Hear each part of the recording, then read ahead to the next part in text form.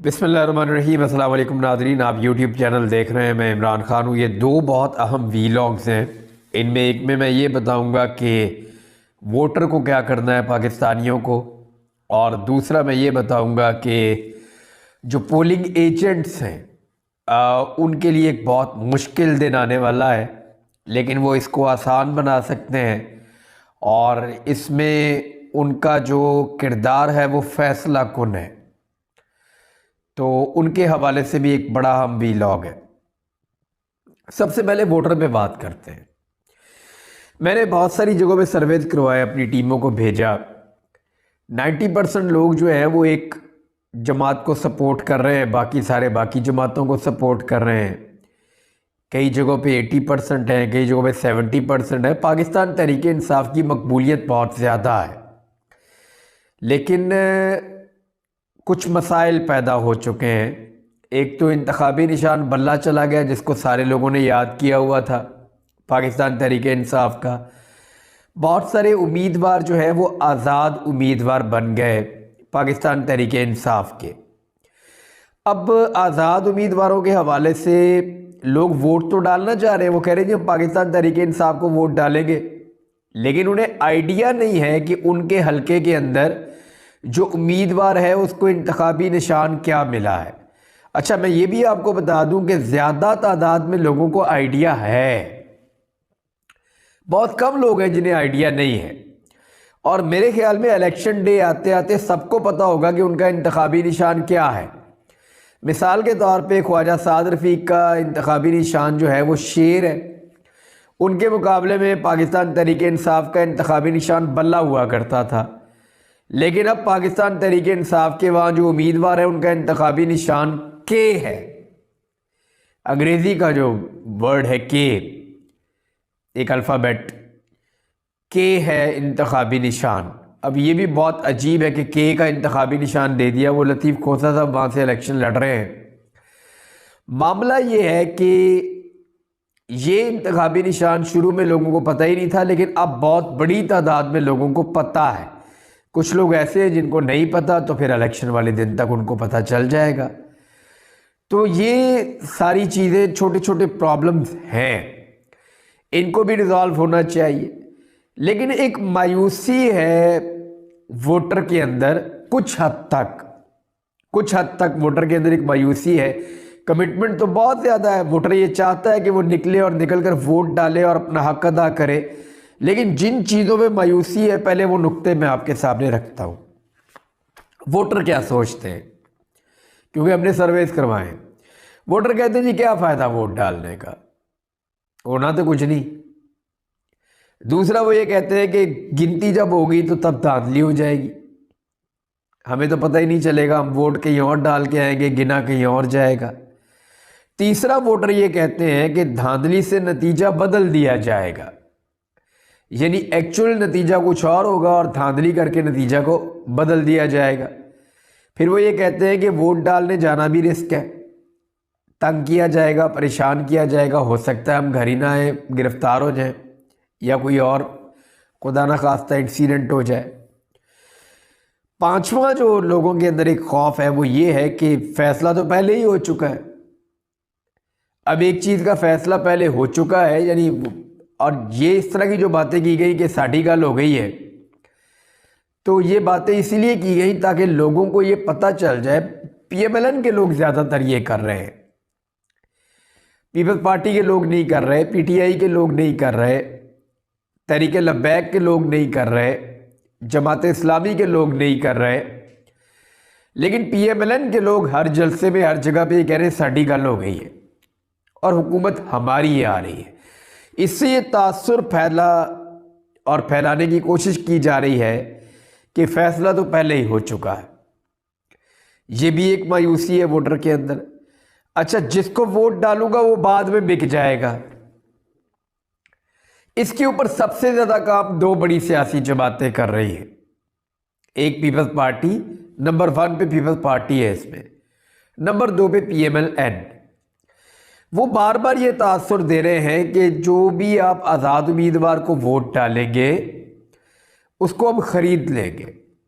हालांकि ये बड़ी मायूब बात है, बड़ी बेइज्जती वाली बात है कि आप को लोग वोट नहीं डाल रहे, आपके मुकाबले में कोई और जीत गया, यानी लोगों ने आपको मुस्तरद कर दिया, लेकिन आपने अपने पैसे की ताकत से उस आदमी को खरीद लिया जो आपसे जीत कर आया था। तो वो बड़ी ढिठाई के साथ, बेशर्मी के साथ ये बेहुदा गुफ्तगू कर रहे हैं कि हम उन्हें खरीद लेंगे या हम उन्हें अपने साथ मिला लेंगे, उनसे हम बात करेंगे। एक्चुअली तो वो हॉर्स ट्रेडिंग होती है, बंदे खरीदे जाते हैं, मंडी लगती है, और ये बार बार लगती रही है। पहले यूसुफ रज़ा गिलानी साहब के बेटे की आपने ऑडियो भी सुनी हुई है, बल्कि वो वीडियो ही थी साथ में उसकी ऑडियो, तो बड़ी क्लियर थी। बहरहाल जिसको वोट डालेंगे वही बंदा ही बिक जाएगा, तो क्या फ़ायदा आज़ाद उम्मीदवार को वोट डालने का। ये भी एक बड़ा सवाल लोग जहन में रखते हैं। और एक चीज़ ये भी है कि जीत भी गए तो हुकूमत तो बनेगी नहीं। अब आ जाए इन तहफ़्फ़ुज़ात को थोड़ा सा दूर कर देते हैं। एक तो ये है कि आपको वोट डालना है, ये आपकी ज़िम्मेदारी है। हार और जीत तो अल्लाह ताला के हाथ में है। आप निकले और अपने पसंदीदा उम्मीदवार को वोट डालें। आपका दिल करता है नून लीग को, पीपल्स पार्टी को, पीटीआई को, जमात इस्लामी को, जिसको दिल करता है वोट डालें, लेकिन निकलें और निकल कर वोट डालें। आपको ये नहीं सोचना चाहिए कि निज़ाम का एक लाडला अगर लंदन से वापस आ गया है और तय हो चुका है कि वही शायद वज़ीर आज़म पाकिस्तान बनेगा या उसकी हुकूमत आएगी, तो आप हार के बैठ जाए। नहीं, हार और जीत अल्लाह रब्बुल इज़्ज़त के हाथ में है। आपको अपना फ़र्ज अदा करना है, यानी आपको अपने हिस्से की गवाही देनी है। वोट डालने का मतलब है गवाही देनी। तो आपको जो ठीक लगता है आप निकल के अपना वोट डालें। दूसरी बात यह है कि गिनती में गलत हो जाएगा, कैसे होगा? गिनती में गलत नहीं हो सकता। वोटर जब वोट डालेंगे, वोटर को वोट डालना चाहिए। वो इसलिए डालना चाहिए कि ये उसका हक है, ये उसकी गवाही है, उसको वो गवाही आकर देनी चाहिए। 5 साल में एक दफ़ा मौका मिलता है वोट डालने का, और आप अगर अपना हक इस्तेमाल नहीं करते तो फिर आपको कोई हक नहीं है कि आप निज़ाम से शिकवा करें कि ज़्यादती हो रही है। यानी अगर आपने निज़ाम को बदलने के लिए या पाकिस्तान को ठीक करने के लिए या पाकिस्तान में सही हुकूमत बनाने के लिए अपने वोट का हक इस्तेमाल नहीं किया, तो फिर बनने वाली हुकूमत से आप कोई गिला और कोई शिकवा नहीं कर सकते। हाँ, अगर आपने वोट डाला है, अपना आपने रोल प्ले किया है, उसके बाद आपका हक बनता है कि जनाब धांधली हो गई। आपका हक बनता है कि जनाब ये हुकूमत गलत काम कर रही है। तो आपने ये गलत काम रोकने के लिए क्या किरदार अदा किया? आप तो काम आसान कर देंगे उन लोगों का जो नहीं चाहते कि आप निकल कर वोट डालें। आप निकल आए तो सारा मनसूबा उनका धरा का धरा रह जाएगा। 17 जुलाई याद है आपको, 2022 का इलेक्शन? सारा का सारा निज़ाम खड़ा हुआ था एक तरफ, सारी सियासी जमातें खड़ी हुई थी एक तरफ, और पंजाब के अंदर इलेक्शन हो रहा था। पंजाब का वजीर आला हमजा शहबाज था, धड़ाधड़ जलसे कर रहे थे, जुलूस कर रहे थे। शहबाज शरीफ वजीर आज़म पाकिस्तान था, बहुत ज़्यादा ताकत थी इनके पास। पुलिस को इस्तेमाल किया, इंतज़ामिया को, इलेक्शन कमीशन को, सब कुछ करके देख लिया। टिका के धांधली करने के बावजूद सिर्फ 3 सीटें जीत सके थे। 20 में से 16 सीटें जीती पाकिस्तान तहरीके इंसाफ ने, और अगर ये धांधली ना होती तो शायद 18 जीत जाते, 19 जीत जाते। तो ये आपके निकलने से, टर्नआउट के बढ़ने से ये फर्क पड़ा था। दूसरा, धांधली से नतीजा बदल दिया जाएगा, इतनी आसानी से नहीं बदलेगा। बहुत सारे लोग जो निगरान हुकूमत का हिस्सा है वो ये कहते फिर रहे हैं निजी महफिलों में कि जनाब अगर वोटर कहीं बाहर आ गया या टर्नआउट एक खास लिमिट से बढ़ गया तो PMLN और पीपल्स पार्टी को जिताना या नवाज शरीफ साहब को वजीर आज़म बनाना ये एक ख्वाब बन जाएगा, ये बहुत मुश्किल हो जाएगा। अब ये आपके ऊपर डिपेंड करता है कि आप निकलते हैं या नहीं निकलते। दूसरा, फैसला पहले ही हो चुका है जनाब, बहुत सारे फैसले पहले हो चुके होते हैं, लेकिन असल फैसला वही है जो अल्लाह रब्बुल इज़्ज़त करते हैं। यानी बेशुमार फैसले हमने पाकिस्तान में देखा, फैसला हो गया और फिर हमने देखा बदल गया। फैसला तो ये भी हो गया था कि नवाज शरीफ कभी वापस नहीं आएंगे। फैसला तो ये भी हो गया था कि फलां के ऊपर क्रॉस लग गया, फलां माइनस हो गया, फलां माइनस हो गया। आपने देखा जो पब्लिक ओपिनियन होती है ना, वो मैटर करती है, उसके साथ चीज़ें बदल जाया करती हैं। अगर लोगों ने निकलकर वोट का हक बहुत बड़े पैमाने पर इस्तेमाल कर लिया और माफिया को शिकस्त देने में कामयाब हो गए, तो आप देखेंगे कि चीज़ें कितनी तेज़ी से बदलेंगी। आपका वोट मैटर करता है। फिर आप ये कह रहे हैं कि जिसको वोट डालेंगे वो बिक जाएगा। चले मैं साफ बात करता हूँ, पाकिस्तान तहरीक इंसाफ का वोटर ज़्यादातर कहता है कि जनाब हम जब वोट डालेंगे तहरीक इंसाफ के हमायत याफ्ता आज़ाद उम्मीदवार को, कल को वो 50 करोड़ 60 करोड़ 70 करोड़ कुछ भी लेके 1 अरब रुपया लेके वो बिक के जाके दूसरी जमात के साथ बैठ जाएगा, तो हमारा वोट तो ज़ाया हो गया। देखिए आपने तो 2 नंबरी नहीं की ना, आपने तो जाके वोट डाला। अब अगर वो बिक रहा है तो ये उसकी रिस्पॉन्सिबिलिटी है। लेकिन मैं आपको एक चीज़ और क्लियर कर दूं कि अभी कुछ चीज़ें पेंडिंग में चल रही हैं। कानूनी नुक्ता और फैसला इसके ऊपर आना बाकी है कि क्या वो बिक सकता है या नहीं, या वो पाकिस्तान तहरीक इंसाफ का ही हिस्सा रहेगा, क्योंकि निशान चला गया है, पार्टी बदस्तूर मौजूद है। और दूसरी बात एक और कि इमरान खान साहब जब बहुत बुरी पोजीशन में थे, जब उनके हालात बहुत पतले थे, जब उनकी मकबूलियत भी कम थी, उस वक्त भी इमरान खान को छोड़ के जाने वालों की तादाद 10% से ज़्यादा नहीं थी। यानी 100 में से सिर्फ 10 लोग उनको उस वक्त छोड़कर गए थे, 10 के आसपास। तो आज तो इमरान खान साहब और उनकी पार्टी की मकबूलियत ही कहीं और खड़ी हुई है। जब लोग जाते हैं वोट मांगने तो वहाँ पे एक ही बात करते हैं वोटर कि जनाब अगर आप बिकेंगे नहीं, आप धोखा नहीं देंगे इमरान खान को, हम आपको वोट डाल देते हैं। तो अब बिकना और छोड़ना या बेईमानी करना या लोटा बन जाना पहले की तरह आसान नहीं है। जो लोग लोटे बने हैं वो निशाने इबरत बने हुए हैं, वो अपने हलकों में नहीं जा पा रहे, इलेक्शन नहीं लड़ पा रहे। तो जो बंदा लोटा बनेगा वो हमेशा के लिए अपनी सियासत को दफन कर देगा। लिहाजा इस बात की आप फिक्र ना करें कि लोग बदल जाएंगे और बिक जाएंगे। ये अगर कुछ होगा तो बहुत बड़े पैमाने पे होगा, वरना ये हो नहीं पाएगा। आपका काम है वोट डालना, निकल कर वोट डालें। जीत भी गए तो हुकूमत नहीं बनेगी। देखिए 2 चीज़ें हैं, या तो आप सरेंडर करें और आप ये सोचें कि जो हुकूमत बनाई जा रही है नवाज शरीफ की, बरतानिया से वापस आने के बाद चौथी मरतबा उनको दूल्हे की तरह सजाया जा रहा है और नवाज शरीफ साहब के लिए सारा का सारा निज़ाम जो है वो जिस कदर घुटनों पे आया हुआ वो आपके सामने है।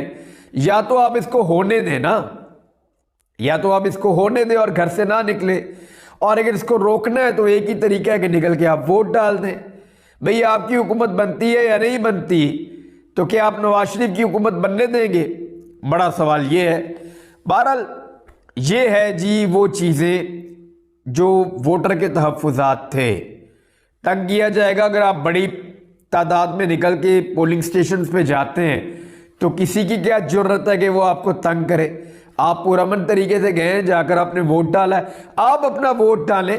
अपना वोट डालने के बाद पुरअमन तरीके से अपने वोट की हिफाजत करें, जैसे 17 जुलाई 2022 को की थी।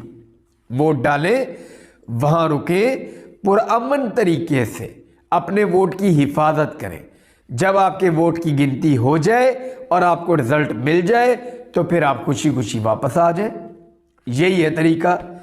अब इसमें एक चीज़ और आप देखिएगा, जितना ज़्यादा टर्नआउट हो जाएगा ना, उतना ज़्यादा धांधली मुश्किल हो जाएगी। पिछली मरतबा जो टर्नआउट था वो लगभग 50% से ज़्यादा था। इस मरतबा अगर ये 60% तक चला गया, 70% तक चला गया, तो गेम हाथ से निकल जाएगी नवाज शरीफ के और उस इंतज़ामिया के जो नवाज शरीफ को ला रही है। निगरान हुकूमत जो इस वक्त पीडीएम को जितवाना चाहती है, वो खुद मान रहे हैं कि बहुत मुश्किल है, अगर टर्नआउट ज़्यादा हो गया तो फिर धांधली भी बहुत ज़्यादा मुश्किल हो जाएगी। कुछ लोग अपना वोट बेच देते हैं, मैं उनके बारे में भी कुछ थोड़ी सी एक चीज़ कहना चाहता हूँ। वोट का इस वक्त रेट चल रहा है 5 से 10,000 रुपये, 5,000 से लेकर 10,000 रुपये तक वोट का रेट चल रहा है मार्केट में। अब अगर आपने अपना वोट 5,000 का बेचा तो आपने बेचा है 5 साल के लिए। 5 साल में होते हैं 1825 दिन। जरा 5,000 को डिवाइड करें ना 1825 के ऊपर, तो आपको 2 रुपये 75 पैसे से कम मिलते हैं, यानी 2.25 रुपये आपको एक दिन के मिलते हैं। क्या आप अपना वोट बेच देंगे रोजाना के 2.25 रुपये में? एक घर का रोजाना का खर्चा 1,000 रुपये के आसपास पहुंच चुका है इस वक्त। तो 1,000 रुपये एक घर का रोजाना का खर्चा है, और वोट कितने में बिक रहा है? 2.25 रुपये रोजाना में। और फर्ज करें कि आपका वोट 10,000 रुपये में खरीद लिया गया, 5 में नहीं लिया गया, तो 5 रुपये 47 पैसे, यानी 5.5 रुपये में आपने अपना वोट बेचा 5 साल के लिए, यानी रोजाना 5.5 रुपये आपको मिलेंगे। भाई अगर वोट ही बेचना है तो रोजाना का 1,000 रुपया तो लें आप, रोजाना का कम से कम 1,000 रुपया तो लें, आपका वोट बेचने का आपको भी मजा आए, लाखों रुपए आपके अकाउंट में आए, आपको मिले, फिर तो आप अपना वोट बेच दें। लेकिन एक वोट जब आप 5 से 10,000 रुपये में बेचते हैं तो आपको रोजाना के 5 रुपये मिलते हैं, या 2.5 रुपये मिलते हैं, 2.25 रुपये या 5.5 रुपये आपको रोजाना के मिलते हैं। तो क्या इतना सस्ता आप अपना वोट बेच देंगे? और ये वोट बेचने के बाद आप जब फंसेंगे, जब किसी मुसीबत में आएंगे, जब आपके साथ ज्यादती होगी, जब आपके साथ जुल्म होगा, जब आपके इलाके का कोई काम नहीं होगा, तो आप जाकर अपने MP MNA से आंखें नहीं मिला सकेंगे। वो आपके मुंह पर कहेगा उसका नुमाइंदा कि साहब आपको नहीं मिल सकते, आपने भाई पैसे लेकर वोट दिया हुआ है, मुफ्त में नहीं वोट दिया हुआ आपने। लिहाजा अपना ज़मीर और अपना वोट बिल्कुल मत बेचे, अपने ज़मीर की आवाज़ के ऊपर निकल कर आप वोट डालें, और वोट ज़रूर डालें। अब इसके लिए एक और तरीका मैं आपको बता देता हूं कि पर्चियाँ वर्चियाँ तो मिल नहीं रही, और जो पॉलिटिकल पार्टीज इलेक्शन में खुला डुला जा रही हैं, PTI के लिए तो पाबंदियां, जो खुला डुला जा रही हैं वो भी आपको पर्चियां नहीं दे रही। क्यों? वो भी चाहते हैं कि टर्नआउट जितना कम हो जाए उतना कम कर लिया जाए, और धांधली वाले वोटों के साथ वो जीत जाए। आप एक काम कर सकते हैं, आप 8300 यानी 8300 8300 इसके ऊपर अपना ID कार्ड लिखकर मैसेज करते हैं, तो आपको कुछ इंफॉर्मेशन आ जाएगी, उसको आप एक सफ़े पे लिख लें। आपको बताया जाएगा शुमारियाती ब्लॉक कोड आपका ये है, सिलसिला नंबर ये है, घराना नंबर ये है, आपका कौमी असम्बली का हल्का ये है, आपका सूबाई असम्बली का हल्का ये है, और आपका इलाका और पोलिंग स्टेशन ये है। ये इन्फॉर्मेशन आपको मिल जाएगी। साथ में जो इन्फॉर्मेशन आपको मिलेगी इसमें पैसे लगते हैं, आपके चंद रुपए कट जाएंगे, थोड़े से पैसे, बिल्कुल थोड़े से पैसे आपके कट जाएंगे। तो ये जो है ना, आपको दफ्तर का एक नंबर भी मिलेगा, आपको हेल्पलाइन का नंबर भी मिलेगा, आप उस पर कॉल करके आप पता कर सकते हैं कि एक्चुअली अगर कोई प्रॉब्लम आ रही है तो वो कैसे हल होती है। अपना लिख के ले जाएं, जाकर अपने पोलिंग स्टेशन पे जाके वोट डालें, और वोट डालने के बाद अपने वोट का पहरा दें।